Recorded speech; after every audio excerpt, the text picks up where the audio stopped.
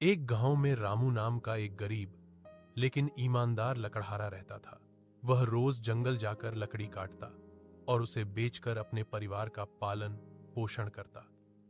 एक दिन लकड़ी काटते समय उसकी कुल्हाड़ी नदी में गिर गई।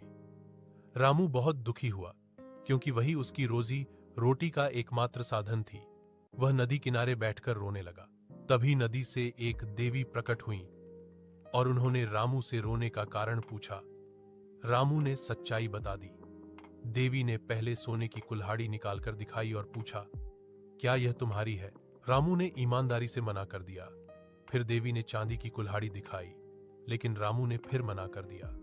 अंत में देवी ने लोहे की कुल्हाड़ी दिखाई, जिसे देखकर रामू खुशी से बोला, हाँ, यही मेरी कुल्हाड़ी है। रामू की ईमानदारी से प्रसन्न होकर देवी ने उसे तीनों कुल्हाड़ियां दे दी। रामू ने धन्यवाद किया और समझ गया कि ईमानदारी का फल हमेशा मीठा होता है। एक गांव में रामू नाम का एक गरीब लेकिन ईमानदार लकड़हारा रहता था।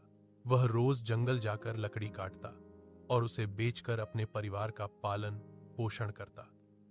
एक दिन लकड़ी काटते समय उसकी कुल्हाड़ी नदी में गिर गई। रामू बहुत दुखी हुआ क्योंकि वही उसकी रोजी रोटी का एकमात्र साधन थी।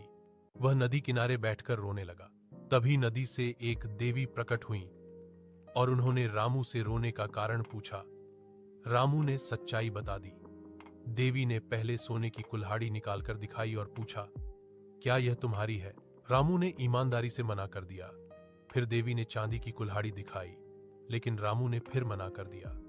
अंत में देवी ने लोहे की कुल्हाड़ी दिखाई, जिसे देखकर रामू खुशी से बोला, हाँ, यही मेरी कुल्हाड़ी है। रामू की ईमानदारी से प्रसन्न होकर देवी ने उसे तीनों कुल्हाड़ियां दे दी।